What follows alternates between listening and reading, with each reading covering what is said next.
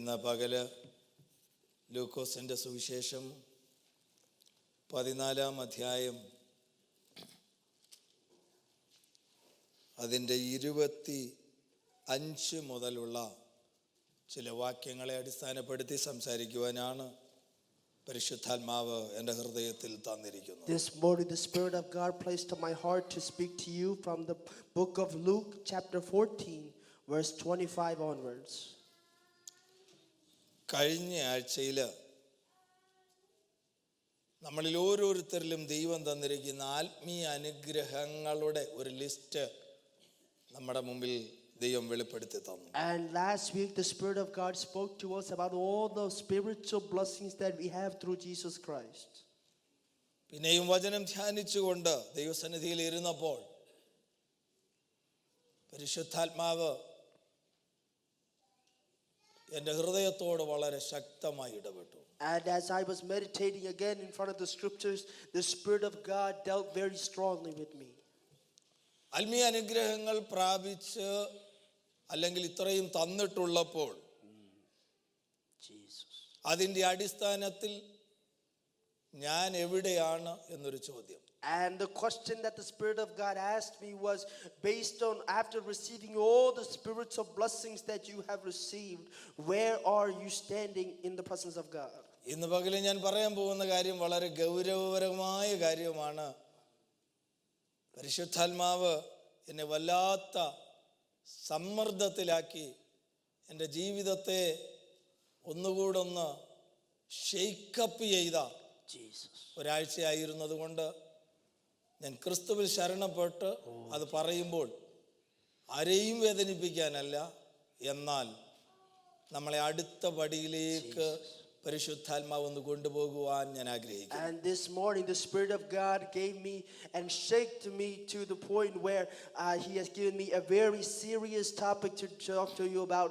So as I trust in Jesus to talk about this, I am not saying what I'm going to say to hurt anyone, but to make all of us get to the next level spiritually.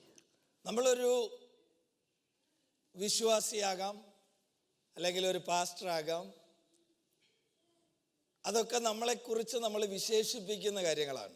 And we may consider ourselves as a believer or a pastor, and those are all things that we do, terms that we use to describe ourselves. എന്നാൽ യേശുക്രിസ്തു സ്വർഗാരോഹണം ചെയ്ത് കടന്നു പോകുന്നതിന് മുമ്പ് താൻ തിരഞ്ഞെടുത്ത ശിഷ്യന്മാരോട് പറഞ്ഞൊരു കാര്യമുണ്ട്. നിങ്ങൾ ഭൂലോകത്തിലൊക്കെ പോയി പ്രസംഗിച്ച് ശിഷ്യരാക്കിക്കൊള്ളണം. But before our Lord Jesus Christ ascended back to the heavens, he took his disciples and gathered them together and said, you must go into all the world and make disciples out of them. ഈ 14-ാം അധ്യായം 25-ാം വാക്യത്തിൽ ഏറിയ പുരുഷാരം യേശുവിനെ അനുഗമിക്കുന്നു. And Luke Gospel chapter 14 verse 25 starts off reading like this: a great multitude was with him. അത് നോക്കിയാൽ ഒരു വളരെ വലിയ വിജയമാണ്. കർത്താവ് ഈ ലോകത്തിലേക്ക് വന്നതിന്റെ ശുശ്രൂഷയിൽ ഒരു വലിയ പുരുഷാരം തന്നെ വിശ്വസിച്ച് പുറകെ പോകുന്നത്. And if we think about it, that's actually a great success in terms of the ministry of Jesus, that he came into this world and now he has a huge multitude following after him. അങ്ങനെയാണെങ്കിൽ ആ ജനത്തെ തന്റെ കൂടെ നിർത്തുവാൻ യോഗ്യമായ പരിജ്ഞാനമുള്ള ബുദ്ധിയുള്ള വാക്കുകളാണ് യേശു പറയേണ്ടത്. And so if that is the case, Jesus should be saying the words very intelligently and wisely to make sure that those people stay with him. എന്നാൽ അടുത്തു വരുന്ന ഈ വലിയ പുരുഷാരത്തെ നോക്കിക്കൊണ്ട് യേശു പറഞ്ഞു, but looking at the crowd that was coming near him, he said to them, നിങ്ങൾക്ക് എൻ്റെ ശിഷ്യനാകണമെങ്കിൽ, if you want to be my disciple, ചില കാര്യങ്ങൾ ചെയ്തേ പറ്റൂ. you must do certain things. Amen. യേശുവിന് പ്രധാനമായിരിക്കുന്ന ഒരു വിഷയം, യേശുവിന് ശിഷ്യന്മാരെ ആവശ്യമുണ്ട്. And the main thing that Jesus wants is that he wants disciples. അപ്പോൾ എന്നോട് തന്നെ ഉള്ള ഒരു ചോദ്യം ഈ ആഴ്ചയിൽ പരിശുദ്ധാത്മാവ് ചോദിച്ചത്, ഞാൻ യേശുവിന്റെ ഒരു ശിഷ്യനാണോ? And the question that the Spirit of God asked me this week was, are you a disciple of the Lord Jesus Christ? ഒരു നല്ല സെൽഫ് എക്സാമിനേഷൻ, ഒരു സ്വയ പരിശോധന ചെയ്തതിന് ശേഷം എനിക്ക് ആ വിഷയത്തിൽ സംശയമുണ്ട്. And after really doing a careful self-examination in my own life, I got a doubt about whether I truly am a disciple. നിങ്ങളുടെ മുമ്പിൽ ഞാനത് തുറന്ന് സമ്മതിച്ചുകൊണ്ട് നമ്മൾ ഒരുമിച്ച് നമ്മുടെ ജീവിതത്തിലേക്ക് നോക്കാൻ പോവുകയാണ്. And together we are going to openly look into each of our lives and examine where we are in terms of our discipleship with the Lord Jesus. Mathai സുവിശേഷം 7-ാം അധ്യായം 23-ാം വാക്യം വളരെ ഗൗരവമേറിയ വാക്യമാണ്. Matthew's Gospel chapter 7 verse 23 is a very important verse. യേശുവിന്റെ അടുക്കൽ ഒരു കൂട്ടർ വന്നിട്ട് പറഞ്ഞു, ഞാൻ നിന്റെ നാമത്തിൽ പ്രവചിച്ചു, വീര്യപ്രവൃത്തികൾ ചെയ്തു, വലിയ അത്ഭുതങ്ങൾ നടത്തി. ഇതെല്ലാം ചെയ്തപ്പോൾ യേശു അവരോട് പറയാണ്, ഞാൻ നിങ്ങളെ അറിയുന്നത് പോലുമില്ല. And it says there that a group of people came to the Lord Jesus and said, we prophesied in your name, we casted out demons in your name, we healed the sick in your name. But the Lord looked unto them and said, I know you not. Jesus.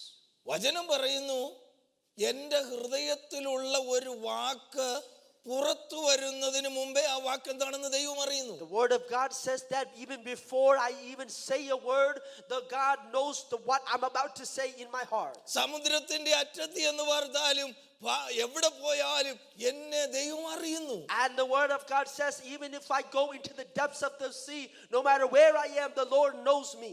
എന്റെ തലമുടി ഒരെണ്ണം താഴെ വീണാൽ ദൈവം അറിയുന്നു. And the word of God says that even if one hair falls from my head to the ground, the God knows that. അങ്ങനെയാണെന്നുണ്ടെങ്കിൽ പ്രവചിച്ച് രോഗസൗഖ്യം കൊടുത്ത് പിന്നെ വലിയ മിനിസ്ട്രി ചെയ്ത ആളിനെ കർത്താവ് അറിയുന്നില്ല എന്ന് പറഞ്ഞാൽ എന്താ അതിൽ നിന്ന് മനസ്സിലാക്കുന്നത്? And so when is that the case for someone who prophesied and healed the sick and did such a great ministry, if God doesn't know who they are, what does that actually mean? അതിന്റെ അർത്ഥം എന്താണെന്ന് അറിയാമോ? The meaning of it is this. ഇവര് claim ചെയ്ത് അവിടെ വന്നിരിക്കുന്ന റിലേഷൻഷിപ്പിൽ ദൈവം അവരെ അറിയുന്നില്ല എന്നാണ്. And what God is saying is that the relationship that they are claiming to have, God does not know them based on that relationship. അങ്ങനെയാണെങ്കിൽ ഇന്ന് പകൽക്കാലം ചില തിയോളജിക്കൽ സംഗതികളെ പരിശുദ്ധാത്മാവ് ഷാറ്റർ ചെയ്യാൻ പോവുകയാണ്. And this morning the Spirit of God is going to shatter certain theologies that are out there. 10 വർഷം ഈ സഭയിൽ പ്രസംഗിച്ച് ദൈവവചനം ശുശ്രൂഷിച്ച് ഞാൻ നരകത്തിൽ ചെന്ന് അവസാനിക്കാൻ സാധ്യതയുണ്ട്.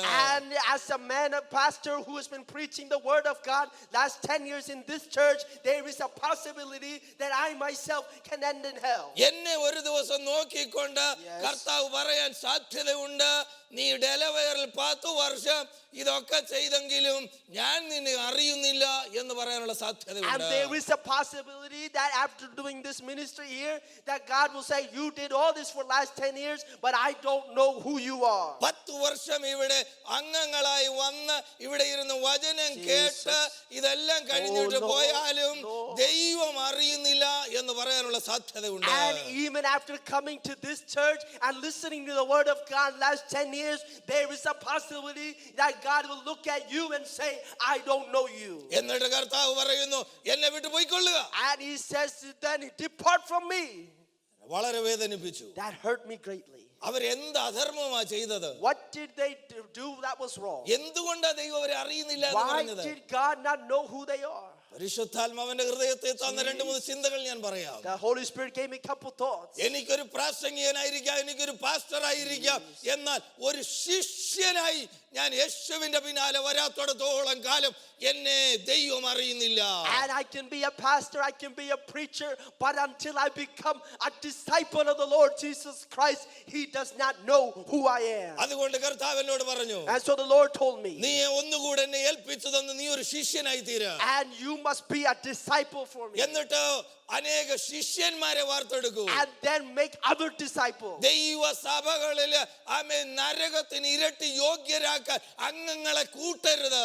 Don't make or gather people that are becoming qualified to go to hell. Jesus. Oh, Jesus. സഭയിൽ അംഗങ്ങൾ വരണമെന്ന് നമുക്ക് ആഗ്രഹമുണ്ട്. We all have a desire that people should come to the church. പക്ഷെ വിളിച്ചുകൊണ്ട് വന്ന് ഇരട്ടി നരകത്തിന് യോഗ്യരാക്കുന്നതിനേക്കാൾ ദൈവത്തിന്റെ സഭയിൽ വരുന്നവരോ ഞാൻ ഉൾപ്പെടെ കർത്താവിന്റെ ശിഷ്യന്മാരായി തീരുവാൻ നമ്മൾ അടുത്ത പടിയിലേക്ക് നീങ്ങുന്നില്ല എങ്കിൽ ബാക്കിയുള്ളതെല്ലാം ശൂന്യം ശൂന്യം ശൂന്യം. And instead of gathering more and more people into the church and just sending them to hell, God's Holy Spirit is desiring us that we go to the next level and we become disciples and make disciples. വേഗത്തിൽ ചില കാര്യങ്ങൾ പറയാം. Let me say something things quickly. യേശു ഈ പുരുഷാരത്തെ നോക്കിക്കൊണ്ട് പറഞ്ഞു, Jesus looks to this crowd and says, എന്റെ കാരണം കൊണ്ട് അപ്പനെയോ അമ്മയോ മക്കളെയോ സഹോദരങ്ങളെയോ ഭാര്യയോ ഭർത്താവിനെയോ പകയ്ക്കാത്തവൻ ആർക്കും എന്റെ കൂടെ വരാൻ കഴിയുന്നില്ല. And verse 26 it says, if anyone comes to me and does not hate his father and mother, wife and children, brothers and sisters, yes, even his own life, he cannot be my disciple. 14-26 വാക്യം. Chapter 14 of Luke, verse 26. അവിടെ എഴുതിയിരിക്കുന്നത്, ഇംഗ്ലീഷിൽ എഴുതിയിരിക്കുന്ന, if anyone എന്റെ അടുക്കൽ വരുവാൻ ആഗ്രഹിക്കുന്നെങ്കിൽ, if he doesn't hate എന്നുള്ളതായ ആ പദപ്രയോഗമാണ് അവിടെ ഉപയോഗിച്ചിരിക്കുന്നത്. And in the English Bible, the term that they use there, that they must hate those other people. കർത്താവ് ആരോടെങ്കിലും പറയുമോ നമ്മൾ അവരെ ആ ഹെയ്റ്റ് ചെയ്യണം, ഹേറ്റ്രഡ്? കർത്താവ് ഒരിക്കലും അങ്ങനെ ഹേറ്റ്രഡ് പഠിപ്പിക്കുന്ന ഒരാളല്ല. Would God ever tell us to hate someone? He would never be someone that teaches or promotes hatred towards others. പലരും ഇത് എടുത്തു വെച്ചിട്ട് ഇത് പറയുന്നത് കേട്ടിട്ടുണ്ട്. അതുകൊണ്ട് ഇവിടെ ഇരിക്കുന്ന ദൈവമക്കൾക്ക് അതിനെക്കുറിച്ച് ഒരു സാമാന്യ ജ്ഞാനം ഉണ്ടാകേണ്ടതിന് വേണ്ടി ചില കാര്യങ്ങൾ പറയട്ടെ. And many people take this verse and interpret in many ways. So I want the children of God in this church to be well knowledgeable and well aware of this verse. ഇത് ആ ഒരു അർത്ഥത്തിലേ അല്ല അവിടെ പറയുന്നത്. The Lord Jesus Christ is not talking about hatred in that term. എബ്രായ പദത്തിലുള്ളതായ ഒരു വാചക ശൈലി ഇംഗ്ലീഷിലേക്ക് ട്രാൻസ്ലേറ്റ് ചെയ്തപ്പോൾ ഹെയ്റ്റ് എന്നുള്ളതായ വാക്ക് ഉപയോഗിച്ചിരിക്കുന്നെങ്കിലും അത് പറയാനല്ല ഉദ്ദേശിക്കുന്നത്, അതിനേക്കാൾ കുറഞ്ഞ് സ്നേഹിക്കണം എന്നുള്ള അർത്ഥത്തിലാണ്. And the Hebrew term that is used there, when it was translated into English, that word became hate. But the essence of the meaning behind that term, it just means that you must love that all those things less compared to. അതിന് കുറേ ഉദാഹരണങ്ങൾ ഞാൻ Let പറഞ്ഞുതരാം. me give you a couple of examples for that. ഈ മത്തായി സുവിശേഷം 6-24 വാക്യത്തില് Matthew's Gospel chapter 6 verse 24. കർത്താവ് പറഞ്ഞു, പിന്നെ പണത്തെയും അല്ലെങ്കിൽ മാമോനെയും ദൈവത്തെയും കൂടെ ഒരുപോലെ സഹിക്കാൻ പറ്റില്ല, ഒന്നിനെ ഹെയ്റ്റ് ചെയ്യേണ്ടി വരുമെന്ന് അവിടെ ഇംഗ്ലീഷിൽ എഴുതിയിരിക്കുന്നു. And the Bible says you cannot serve both Mammon and the Lord. You must hate one and serve the other. That's what the English Bible says. പണത്തെ നമ്മൾ ഹെയ്റ്റ് ചെയ്യൂ Do we really hate money? എന്ന് പറഞ്ഞു കഴിഞ്ഞാൽ ഒരു കുഞ്ഞു രൂപ പോലും നമ്മുടെ കൈ കൊണ്ടു നടക്കാനൊക്കത്തില്ല. And if that's the case, then we cannot even carry 1 cent in our pocket if we have such a hatred. We don't have any hatred towards money. നമുക്ക് പകയില്ല. കറക്റ്റ്. അതിനോട് നമുക്ക് അങ്ങനെ ഒരു ഇതില്ല. എന്നാൽ അവിടെ പറഞ്ഞിരിക്കുന്നതിന്റെ അർത്ഥം എന്താണ്? ഈ പണത്തെക്കാൾ അധികം ദൈവത്തെ സ്നേഹിക്കുക, അല്ലെങ്കിൽ ദൈവത്തെക്കാൾ കുറവായിട്ട് വേണം പണത്തെ സ്നേഹിക്കാൻ എന്നുള്ള അർത്ഥത്തിലാണ് പറയുന്നത്. And so it does not say that we have to hate it, but what that meaning is that we must love money much less compared to how much we love God. ഇതേ പദപ്രയോഗം വേറെടുത്ത് റോമാലേഖനം 9-13 വാക്യത്തിൽ The ഉപയോഗിച്ചിട്ടുണ്ട്. same terminology is used in the Romans chapter 9 verse 13. ഈ ദൈവം യാക്കോബിനെ സ്നേഹിച്ചു, യേശാവിനെ hate ചെയ്തു എന്ന് അവിടെ The എഴുതിയിരിക്കുന്നു. English Bible says that the Jacob I loved and Esau I hated. ശത്രുക്കളെ പോലും സ്നേഹിക്കണമെന്ന് പറഞ്ഞവൻ പിന്നെ ഒരാളിനെ ഹേറ്റ് ചെയ്തു എന്ന് പറഞ്ഞു കഴിഞ്ഞാൽ അത് ശരിയാവും. And the one who said to love your enemies, it does not make sense for him to say that I hated someone. ആ പദം തെറ്റാണ്. That term is not meant to mean hate. യാക്കോബിനെ യേശാവിനേക്കാൾ കൂടുതൽ സ്നേഹിച്ചു എന്നുള്ളതാണ്. All that it means is that God loved Jacob more than he loved Esau. ഇനി ഉൽപ്പത്തി പുസ്തകം 39 അധ്യായത്തിലേക്ക് വരുമ്പോൾ, Then when we come to the book of Genesis chapter 29, 29 അതിന്റെ 30-31 വാക്യങ്ങളില് verse 30 and 31, യാക്കോബ് പിന്നെ റേച്ചലിനെ സ്നേഹിച്ചു, ലിയയെ ഹേറ്റ് ചെയ്തു എന്ന് അവിടെ the എഴുതിയിരിക്കുന്നത്. English Bible says that Jacob loved Rachel and hated Leah. ലിയയെ ഒരിക്കലും ഹേറ്റ് ഒന്നും ചെയ്തിട്ടില്ല യാക്കോബ്. Jacob never hated Leah. അങ്ങനെയാണെന്നുണ്ടെങ്കിൽ ആ സ്ത്രീ കൂടെ 5-6 മക്കളുണ്ടായല്ലോ. And because that is the case, why did he then continue his relationship and have children with her? അങ്ങനെ ഒരു hatred ജേക്കബിനില്ലായിരുന്നു. He did not have a hatred towards her. തെറ്റായ പദം hatred അല്ലായിരുന്നു. റേച്ചലിനെ കൂടുതൽ സ്നേഹിച്ചു ലിയയെക്കാൾ എന്നുള്ളതാണ്. That term hate is not the terminology that is meant there. All it is saying is that Jacob loved Rachel more than he loved Leah. അപ്പൊ അതുകൊണ്ട് ഇനി ഇവിടെ എഴുതിയിരിക്കുന്ന പറയുന്ന ഇത് വെച്ചിട്ട് കർത്താവിൻ്റെ ഈ നാമത്തിലേക്ക് വന്ന ആളുകൾ ഉടൻ തന്നെ ഒരു സ്റ്റെപ്പ് അങ്ങ് എടുക്കരുത്. ഞാൻ കർത്താവിനെ അറിയാൻ ഇറങ്ങിയായതുകൊണ്ട് എൻ്റെ വീട്ടുകാരെ എല്ലാവരെയും ഞാൻ ഇന്നു മുതൽ വെറുക്കുകയാണ്. And so based on this verse that we just read in Luke 14, don't take a step saying that for the faith I'm going to hate my family and friends for the rest of my life.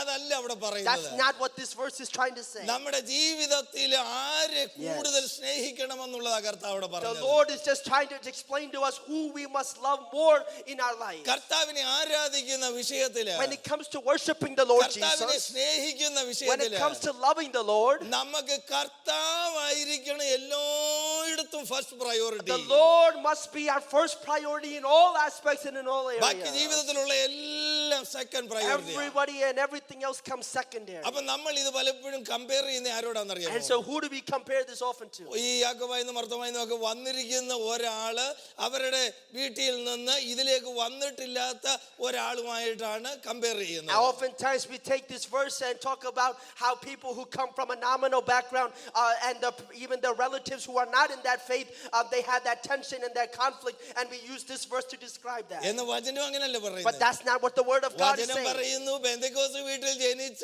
ഞാന്, പെന്തക്കോസ്ത് വീട്ടിൽ വളർന്ന ഞാന്, എനിക്ക് എൻ്റെ ജീവിതത്തിൽ മക്കളോ ഭാര്യയോ ജീവിതത്തിൽ വേറെ എന്തെങ്കിലും പ്രാധാന്യമുണ്ടെങ്കിൽ ആമേൻ എനിക്ക് യേശുവിന്റെ ശിഷ്യനായിരിക്കാൻ കഴിയില്ല.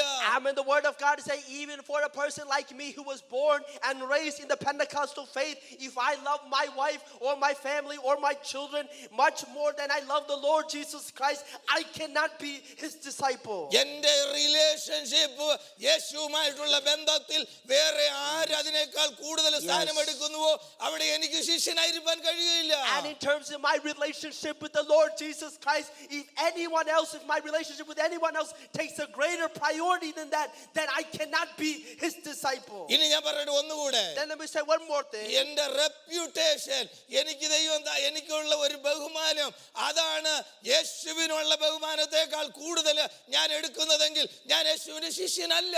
If I value my reputation more than the reputation of the Lord Jesus Christ, I cannot be his disciple. ഓരോ സ്ഥാനങ്ങളില് In every area, യേശുവിനെ ഉയർത്തേണ്ടുന്നതിന് പകരം instead of raising up the name of Jesus, ഞാനാണ് ഉയരപ്പെടുന്നതെങ്കിൽ, if I am raising myself up, എന്നിൽ യേശു സിംഹാസനം വഹിക്കുന്നതിന് പകരം ഞാനാണ് സിംഹാസനത്തിൽ ഇരിക്കുന്നതെങ്കിൽ, and instead of allowing the Lord Jesus to sit on the throne, if I myself am sitting on the throne, ഞാൻ യേശുവിന്റെ ശിഷ്യനല്ല. I am not a disciple of God. എന്റെ ജീവിതത്തിന്റെ ഓരോ പ്രയോറിറ്റി എടുക്കാം. I must take every priority in my life. എന്റെ ജോലി എന്നേക്കാൾ യേശുവിനേക്കാൾ വലുതാണെങ്കിൽ ഞാൻ യേശുവിന്റെ ശിഷ്യനല്ല. If my job or my work is greater priority than the Lord Jesus, then I'm not his disciple.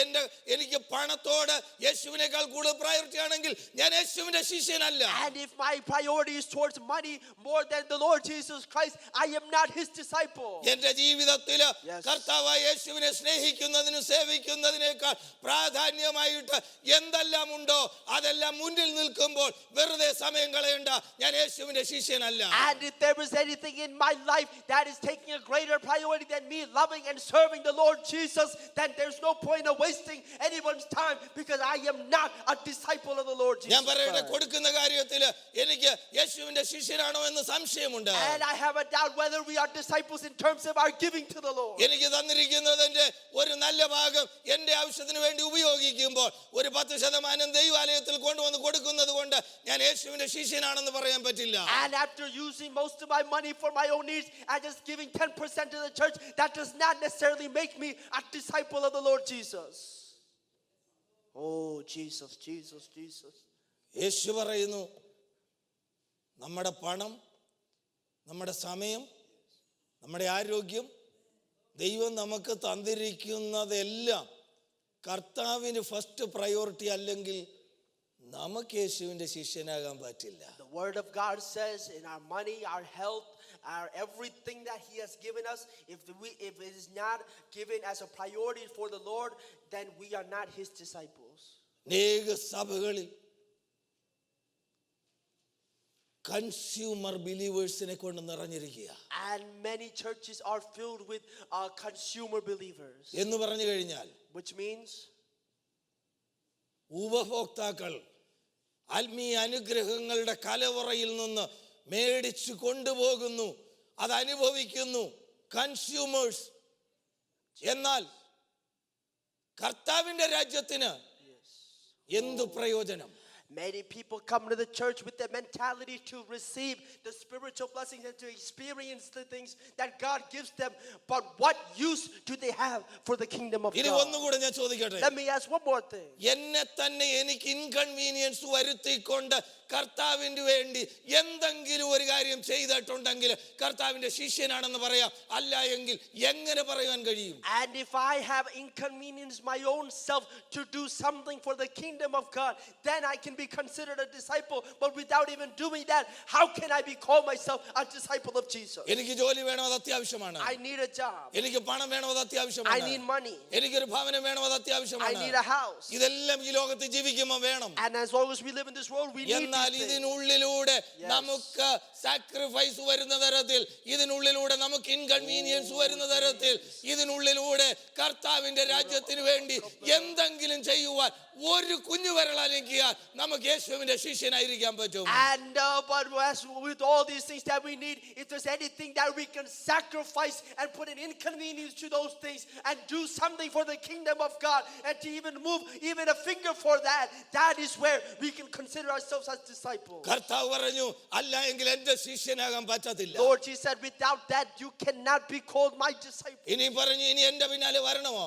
Do you need to follow the Lord? നിങ്ങൾ ക്രൂശ് എടുത്തുകൊണ്ട് എന്നെ അനുഗമിക്കണം. Lord Jesus said, then you must take up your cross and follow me. ഇവിടെയാണ് ഒരു വലിയ വ്യത്യാസം. This is where there's a big difference. ഇവിടെയാണ് ബിലീവേഴ്സിനെയും ഡിസൈപ്പിൾസിനെയും തമ്മിൽ തരംതിരിക്കുന്നത്. This is what distinguishes between believers and disciples. ഒരു വിശ്വാസി എന്താണെന്ന് അറിയാമോ? What is a believer? കർത്താവായ യേശു ക്രിസ്തുവിന്റെ ക്രൂശിലെ യാഗത്തിൽ സമർപ്പിച്ച് വിശ്വസിച്ച് ആ കാൽവറി ക്രൂശിന്റെ അടുക്കൽ വരെ വരുന്നവനാണ് ഒരു വിശ്വാസി. A believer is one who believes in the death of Jesus Christ and comes to the cross and surrenders himself there. എന്നാൽ അവിടെ വന്നു കഴിഞ്ഞിട്ട് But after coming to that point, ക്രൂശ് എടുത്തുകൊണ്ട് കർത്താവിനെ അനുഗമിക്കുന്നവനാണ് ശിഷ്യൻ. the one who takes a cross and follows after the Lord, he is the disciple. നമ്മളിലും നല്ല ഒരു ശതമാനവും ക്രൂശിന്റെ അടുക്കൽ വരെ വന്ന് ക്രൂശിനെ വിശ്വസിക്കുകയും ക്രൂശിലുള്ളവന്റെ യാഗത്താലുള്ള രക്ഷയെ സ്വന്തമാക്കുവാൻ ആഗ്രഹിക്കുന്ന വിശ്വാസികളാണ്. And more good percentage of us are ones who come and believe in the cross and receive the cross, and we just stay there and believe in that. എന്താ ക്രൂശ്? What is cross? നമ്മൾ പറയുന്ന പലതും ക്രൂശല്ല. One of the things that we claim to be a cross is not actually a cross. കർത്താവ് പറഞ്ഞ ക്രൂശ് എന്താണെന്ന് അറിയാമോ? What is the cross that the Lord Jesus കർത്താവിന്റെ described? നാമത്തിന് വേണ്ടി ലജ്ജിക്കപ്പെടേണ്ടി വരുമ്പോ, When you have to be put to shame for the name of the Lord. കർത്താവിന്റെ നാമത്തിന് വേണ്ടി കഷ്ടപ്പെടേണ്ടി വരുമ്പോ, When you had to struggle for the name of God. കർത്താവിന്റെ നാമത്തില് കർത്താവുമായി identify ചെയ്യുന്ന ചേരുന്ന വിഷയത്തില് എന്തെല്ലാം ത്യാഗങ്ങൾ സഹിക്കണമോ അതെല്ലാമാണ് ക്രൂശ്. And whatever sacrifices you have to make in following the Lord Jesus Christ, all that is the cross that you must carry. അല്ലാത്തൊരു ക്രൂശിനെ ഞാൻ ഈ വേദപുസ്തകത്തിൽ കാണുന്നില്ല. There is no other cross that is described in this word of God. നമ്മുടെ അനുദിന ജീവിതത്തിൽ വന്നുകൂടുന്ന പലതും അത് ക്രൂശല്ല. Many things that come as a part of our day-to-day life is not the cross that we bear. യേശുവിന്റെ ശിഷ്യനാകുവാൻ In order to be a disciple of the ഞാൻ Lord ഇറങ്ങി Jesus, തിരിക്കുമ്പോ, when I go out to follow him, ഞാൻ എന്നെ എത്ര പേര് ridicule ചെയ്യുന്നു, നിന്ദിക്കുന്നു, അതൊരു ക്രൂശാണ്. how many people ridicule me and put me to shame, that is my cross. ഒരാളിനെ കർത്താവിന്റെ രാജ്യത്തിലേക്ക് കൊണ്ടുവരുന്നതിന് ഞാൻ എന്ത് ത്യാഗം സഹിക്കുന്നുവോ അതൊരു ക്രൂശാണ്. In order to bring someone else into the kingdom of God, whatever sacrifices I have to make, that is my cross. ആമേൻ. ഓരോ തരത്തിലും ദൈവവുമായിട്ട് കർത്താവുമായിട്ട് ഐഡന്റിഫൈ ചെയ്യുന്ന വിഷയത്തില് സഫറിംഗ് ഉണ്ടോ, ഷെയിം ഉണ്ടോ, പെർസിക്യൂഷൻ ഉണ്ടോ, അതാണ് ദൈവം തരുന്ന ക്രൂശ്. And in every area, whatever we are trying to do for the Lord, and in order to identify with the Lord, whatever suffering and shame and persecution I must endure, that is the cross. അങ്ങനെയുള്ള ഒരു ക്രൂശ് വഹിക്കുന്നില്ലെങ്കിൽ If you are not carrying such a cross in your നമുക്ക് life, കർത്താവിന്റെ ശിഷ്യനായിരിക്കുവാൻ കഴിയില്ല. you cannot be a disciple of the Lord Jesus. കർത്താവിന്റെ നാമനിമിത്തം ആരെങ്കിലും നമ്മളെ അപമാനിച്ചോ? Has anyone put you to shame because of your faith in the Lord Jesus? ഇല്ല എങ്കിൽ എന്തോ ക്രൂശ. If that, what cross are you carrying? നമുക്ക് വരുന്ന പനിയും രോഗവും സംഗതി ഇതൊന്നും കർത്താവിന് വലിയ ക്രൂശൊന്നും. And the sickness and the pain that we get in our bodies, that is not the cross. നമുക്ക് ജോലിയുള്ളതും ജോലി ഇല്ലാതിരിക്കുന്നതും ക്രൂശല്ല. And us having a job and not having a job is not the cross. കർത്താവിന്റെ രാജ്യമാ വലുത്. It is the kingdom of God that is important. കർത്താവ് പറഞ്ഞ എന്താന്ന് വെച്ച് കഴിഞ്ഞാൽ, നമ്മളെ സ്നേഹിക്കുന്ന ഒരുപാട് പേര് ഈ ഭൂമിയിലുണ്ട്. There are many people in this world who love us.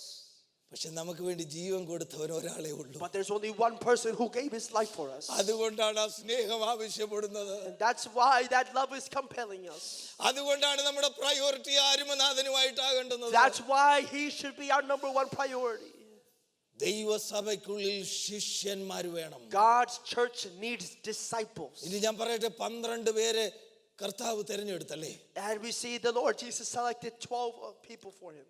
അരുമനാഥൻ ഉയർത്തെഴുന്നേറ്റ് പോകുന്നതിന് മുമ്പ് ഈ 12 പേരെയും വിളിച്ചിട്ടാ പറയുന്നത്, നിങ്ങൾ ലോകമെല്ലാം ശിഷ്യരാക്കണം. And before ascending to the heavens, he called his 12 disciples and said, you must go and make other disciples in the world. Formal വിദ്യാഭ്യാസമുള്ള ഒരൊറ്റയെണ്ണം അതിനകത്തില്ല. There's not one person with a formal education there. അവർക്ക് പണമില്ല, അവർ സമൂഹത്തിൽ rejected ആണ്. And they have no money and they are rejected people in the community. അവർക്ക് എന്താണ് ഉള്ളത്? What do they have? പിന്നെ അവരെ കൊണ്ട് ലോകം മുഴുവൻ ശിഷ്യരാക്കാൻ പറഞ്ഞിട്ട് കർത്താവ് പോയതിന്റെ അർത്ഥം എന്താ? And so what does it mean when the Lord Jesus told them to make disciples in all nations? കർത്താവിന് ഒന്ന് മനസ്സിലായി. They understood what Lord കർത്താവ് understood. പറഞ്ഞു, നിങ്ങൾ കാത്തിരുന്ന് ശക്തിയെ പ്രാപിക്കണം. You must wait and receive the power. പരിശുദ്ധാത്മാവിന്റെ ശക്തി പ്രാപിച്ചുകൊണ്ട് You must receive the power of the Holy Ghost. നിങ്ങൾ ഇറങ്ങിയാൽ, And when you go out with that power, നിങ്ങൾ 12 പേര് 12 ദിക്കിലേക്ക് പോയിക്കോ. and you 12 people go to 12 different places. നിങ്ങൾ പോയിട്ട് നിങ്ങൾ ഒരാൾ 100 പേരെ ശിഷ്യരാക്കിയാൽ മതി. And each person can you only need to get at least 100 disciples. ആ 100 പേരെ വേറെ 100 പേരെ ആക്കിക്കോളും. And those 100 disciples will go and then make another 100 ശിഷ്യന്മാരെ disciples. ആക്കിയാൽ എന്റെ നാമം ആമേൻ ഭൂമി മുഴുവനും പരക്കും. And if that process keeps on going, my name will be spread across the world. അപ്പോസ്തലന്മാരുടെ ഏക ഉദ്ദേശം ശിഷ്യന്മാരാക്കുക. And the only goal the apostles had was to make disciples. പക്ഷെ ഇന്ന് മാറിപ്പോയി. But now that has changed. നമ്മുടെ ഇന്നത്തെ ഏക ഉദ്ദേശം സഭയിലെ അംഗങ്ങളെ ആക്കുക. Now our goal is that we want members in our church. 100 പേരുണ്ടെങ്കിൽ വലിയ സഭ. And if we have 100 people, that's a great church. 100ൽ 99 disciples അല്ല. But 99% of them are not disciples. 10 disciples ഉള്ള ചർച്ചാണ് 100 ബിലീവേഴ്സ് ഉള്ള ചർച്ചിനേക്കാൾ നല്ലത്. And a church with only 10 disciples is much better than a church with just 100 members. ഈ ദിവസങ്ങളിൽ ആത്മാർത്ഥമായിട്ടൊന്ന് ചോദിച്ചേ, ഞാൻ കർത്താവിന്റെ ശിഷ്യനാണോ? These days we must really ask ourselves, am I truly a disciple of Jesus Christ? വേറെ ആരോട്ടും മറുപടി പറയണ്ട. We don't need to give an answer to anyone else. ദൈവ കർത്താവിനോട് തന്നെ മറുപടി പറഞ്ഞാൽ മതി. Just give an answer to the Lord. ശിഷ്യനായിരിക്കണമെങ്കിൽ എന്തെല്ലാം വേണമെന്നാണല്ലോ പറയുന്നത്. And he says what all things we need to be a disciple. 3 ഉദാഹരണങ്ങൾ കർത്താവ് ഇവിടെ The പറഞ്ഞു. Lord Jesus presented 3 examples in this chapter. ശിഷ്യത്വത്തെ കുറിച്ച് പറഞ്ഞു. He talked about ഞാൻ discipleship. ഇതിനു മുമ്പ് ഇതേ രീതി മനസ്സിലാക്കിയിട്ടില്ലായിരുന്നു. And I have not കർത്താവ് പറഞ്ഞു, എന്റെ understood this before. ശിഷ്യനാണ് ക്രൂശ് എടുത്ത് അനുഗമിക്കുക മാത്രമല്ല. And he said, not only must you carry your cross to be my എന്നിട്ട് disciple. ഉടനെ ഒരു ഉദാഹരണം പറഞ്ഞു. He immediately given an ഒരുത്തൻ ഒരു example. ഗോപുരം പണിയുന്നിരുന്നോട്ടെ, He said, let a man say he's building a building. അവന് തീർക്കാൻ വകയുണ്ടോ എന്ന് നോക്കണം. He must first know if he can finish that അത് building. തീർക്കാൻ വകയില്ലെങ്കിൽ If he cannot finish that, ഇത് പണി തുടങ്ങി വെച്ചാൽ അത് നോക്കിയിട്ട് അനേകര് പരിഹസിക്കും. many will look at the unfinished work and ഇത് mock him. എന്തോ ഇതിന്റെ കാര്യമായി പറയുന്നേ. And what is he talking about? അവിടെ ഗോപുരം എന്ന് പറയുന്നത് നമ്മൾ ഡൗൺ ടൗണിലൊക്കെ കാണുന്ന വലിയ സിറ്റിയിലെ ഉള്ള കാര്യത്തിന്റെ കാര്യമല്ല.